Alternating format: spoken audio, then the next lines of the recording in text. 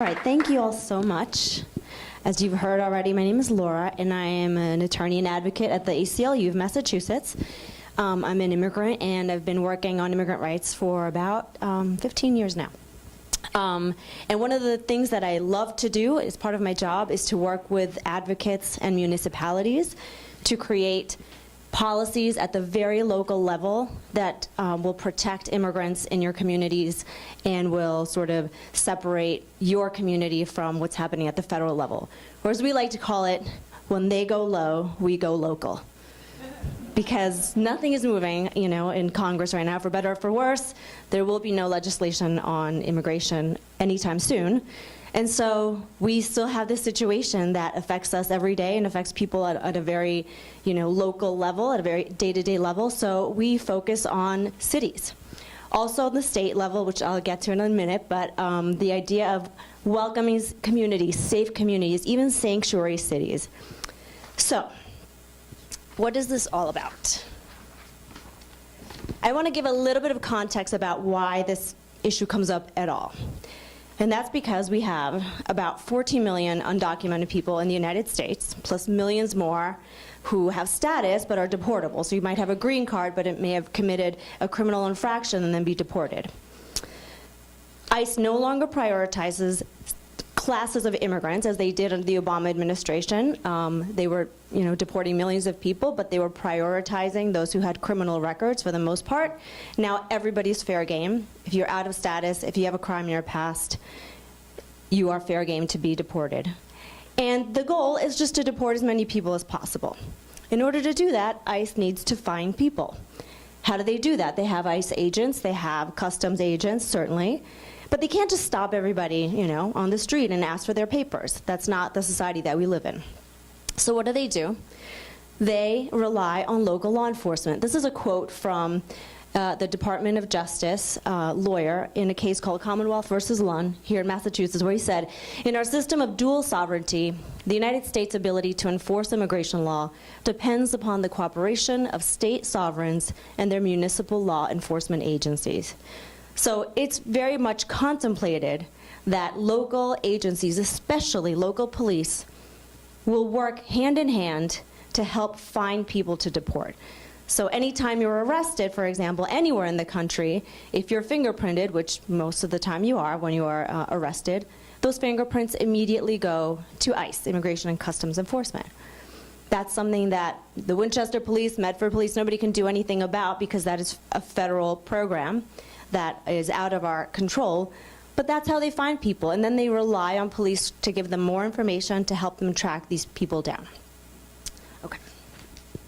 So what is the effect of this local federal collaboration on deportation? I think what we feel on the ground is that it blurs the line between local and federal roles, right? It's unclear. You can go. It's unclear who is doing what. It's unclear whether you're speaking to an ICE agent, whether you're speaking to a police officer, whether you're speaking to a police officer who is speaking with an ICE agent. It's very difficult for people, going about their daily lives to know who they're speaking to. It also makes people afraid to contact local government, right? We hear this. If you don't have papers, but you're also afraid, you may not register your child for school in time. You may not go to a hospital or to your medical appointments. We hear this all the time from medical providers, that people are just afraid because they don't have a license to drive, so they miss appointments. It lowers trust in police, and I think a lot of the work that I focus on really has to do with police policies around immigration enforcement. Because if you think that calling 911 is going to get you deported, you're not going to do that. You're not going to report crimes, and we see the reporting levels go down, and they've gone down significantly under this administration. And of course, people don't report crime or ask for help, but also this whole system, in my opinion, it contributes to an unjust, inhumane, and racist system of deportations because it is clear, especially under this administration, that there is a racist intent around deportations. It's not just deporting, it's deporting everybody in one sense, right, because everybody's fair game. But the rhetoric and what happens on the ground is deporting black and brown people. So, what's next? Just to point out a couple of statistics from Los Angeles, this is from 2017, where Latinos reporting sexual assault dropped 25% among that city's population since the beginning of 2017. Reports of domestic violence fell by 10%, but we did not see similar decreases in other ethnic groups, right? So the rhetoric is really important. It's like, you know, the shithole nations, excuse my language, the idea that Mexicans are rapists. This kind of rhetoric is out there and causes fear, and people are afraid to report. And then in the next city, in Houston, Texas, Latinos reporting rapes fell by more than 40% in that same period, not because, you know, rapes weren't happening, but because people aren't reporting them, right? So this is bad for public safety for everyone, right? I think we can all agree that in terms of safety, feeling safe, having safe communities, we want to make sure people can report crimes and seek help. So what are welcoming communities? What is the definition? So this is what I think of when I think of a welcoming community.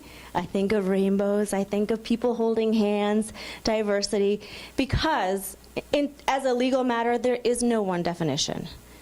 Welcoming community, safe city, sanctuary city, there is no one legal definition. And so if people tell you, you know, if you're arguing over, is this gonna make us a sanctuary city? Is this gonna, it's meaningless. These are just political words that we put, they're labels that we put on a policy. So you can see a policy that looks exactly like another one, but have a different title. Or you could see cities that call themselves sanctuary cities, but have completely different policies. So there is no one definition. But I do like rainbows. And I live with two little girls who draw rainbows everywhere, so. But there are some common elements in the welcoming communities that I work with, and there are about 60 of them in Massachusetts alone, and hundreds around the country. So the common elements are, and this is specifically to police. Number one, don't ask. That means don't ask about immigration status if you don't have to. So if a police officer pulls you over, they should not be asking you about their immigration status. It is not relevant to anything that the police is going to be investigating or charging you with. Local police are not authorized to enforce federal immigration laws, at least federal civil immigration law, so your status. Your local police officer cannot arrest you simply for being undocumented. So they shouldn't ask. Let's just stop asking that question. Don't call. If you have someone in your custody, don't call ICE. Why are you doing that? Why are you picking up the phone and telling ICE you have somebody in your custody? That enables ICE to come and pick up your friends and neighbors. Don't facilitate. We have sheriffs in the southern part of Massachusetts who very much facilitate deportation. They have signed these contracts that you may have heard of. They're called 287G agreements, where they literally take an officer from that jail, they deputize them with federal powers, and they work on behalf of ICE while getting paid by the state. Don't do that either. I think the best policies ban that kind of facilitation. What's next? And don't detain. This is an issue that's already settled law here in Massachusetts, that when ICE asks you to detain a person simply by their request, something called an ICE detainer, our local police are not authorized to do that. Luckily, that is settled law in our state. We were the first state to have our state court rule that way, and other states have followed. So what do police do? Do inform a person in your custody. If you have a person in your custody who is an immigrant, do inform them about what's happening. If you get a call from ICE, let them know, you know, ICE is looking for you. ICE has filed a detainer on you. Here's a copy of it. You have a right to contact an attorney. Do inform people. And do help. So when victims come for help, there is something called a U visa and a T visa, which are special visas for victims of crimes and people who collaborate with police in fighting those crimes. We need police to help sign certificates that this happened so that they could get their visas. Most police departments do that already, but it's great to have it in a policy. Do engage. Policies that sit in a book somewhere and the community doesn't know about are not helpful. So we ask police officers and police chiefs to not just pass great policies, but to go out and tell the community about it. in Medford, Barry can tell you, have a little brochure that spells out, what the police does and doesn't do, and that's been distributed everywhere in 6 different languages. Engage with the community to let them know what they can expect from you. And lastly, do report. This is a level of transparency that we always ask for. Have a regular reporting requirement where you're telling your city council or your town meeting what you're up to and what you're seeing. Okay. But importantly, those are the things that welcoming communities are in general. What are they not? And this is where we get into some sort of misconceptions or myths about welcoming communities. Unfortunately, that was just a great event we went to. This was an event to support people who had temporary protected status. Unfortunately, no welcoming policy is going to stop ICE from doing its job, right? At the local level, we cannot tell ICE, you can't come into Winchester. They can be here, but we don't have to help them, right? It doesn't provide a sanctuary. That word is so loaded, but it doesn't provide a sanctuary for crime or even for deportation, really. I mean, it's just about how your local agencies collaborate, but it doesn't provide any sort of safety. We hear this talking point a lot that it means that, immigrants are going to be able to commit crimes and get away with it. That couldn't be further from the truth. And it doesn't stop the police from doing their jobs. In fact, if done well, this should help police do their jobs because they will have more of the trust of the community. Okay. And it doesn't violate any federal laws. That's also a talking point that we hear a lot. These policies have been written so carefully and have been, challenged so many times, and none of them have been struck down. We have, like I said, about 60 in Massachusetts. Not a single one has been struck down by the courts. Okay. So, and this is also an important point to know, that the research shows that sanctuary cities and welcoming communities have lower crime rates and stronger economies. That's from the Center for American Progress. And so why is it important that this be in writing? Sometimes when we go into a campaign, we hear from officials that we don't need this in writing. We are a welcoming city. We are, very good with our policies. It needs to be in writing, and why? I will give you an example of what happened in Boston very recently. This was January 27th, 2017, a few days after the inauguration, where Mayor Marty Walsh stood with all these wonderful people and said, Boston was here for me and my family, and for as long as I am mayor, I will never turn my back on those who are seeking a better life. That means that if people want to live here, they'll live here. They can use my office, they can use any office in this building, any place they want to use, they'll be able to use this building as a safe place. And lastly, he said, we'll continue to foster trusting relationships between law enforcement and the immigrant community, and we will not waste vital police resources on misguided federal actions. Those were really powerful words, and people believed them.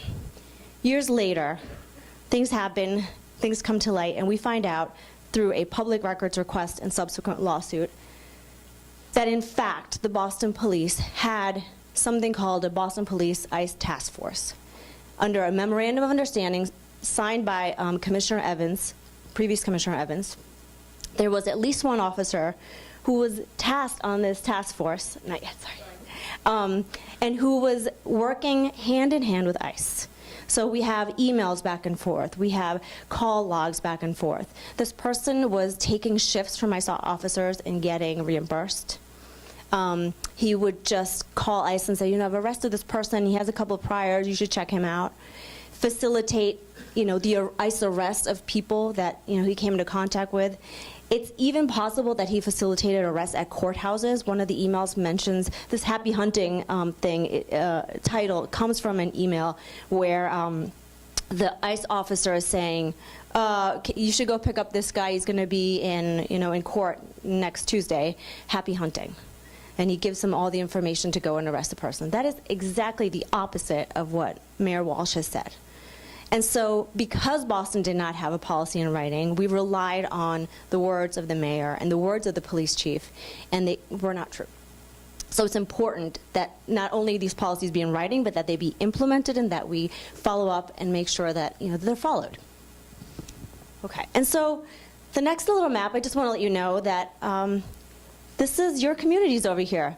The pink is Winchester, and the yellow are the safe and welcoming communities that we know of. They're places that have passed something, either a police policy or a resolution or a town meeting warrant article. So many, many of your neighbors have already done this, as you can see. It's totally doable, right? I mean, all of these police chiefs are, you know, in theory on board with what's happening and with these policies. And in addition, we have major cities where crime is actually a much bigger problem than here in Winchester. Somerville, Cambridge, Springfield, very recently. Lawrence was one of the very early ones to adopt this, in Salem, where you have, you know, high immigrant populations and you do have a higher level of crime than we have here. All of these cities have passed some sort of a welcoming city policy. And so that's it. The Safe Communities Act is a statewide bill that would do exactly the same thing that I have just described. It is currently in the state legislature. We have a hearing coming up on December 2nd, and I would invite all of you to join us if you can. And even if you can't, or if you can, we have postcards in the back. I'm going to show you these postcards that we will be delivering on December 2nd to legislators. So if you can please take a moment to fill one out. If you're not sure who your legislator is, we can look it up for you. But if you can just fill it out and leave it there, we will deliver them to the State House, a whole bunch of them, I hope. And we will have testimony starting from 10 in the morning. It'll go probably all day. We have many, many people giving testimony. But we really hope that this time around, Massachusetts will do the right thing and pass this policy. Oh, and that's how you can RSVP to, there's also little brochures. That's how you can RSVP for the hearing on December 2nd. And that's it for me. Oh, more rainbows.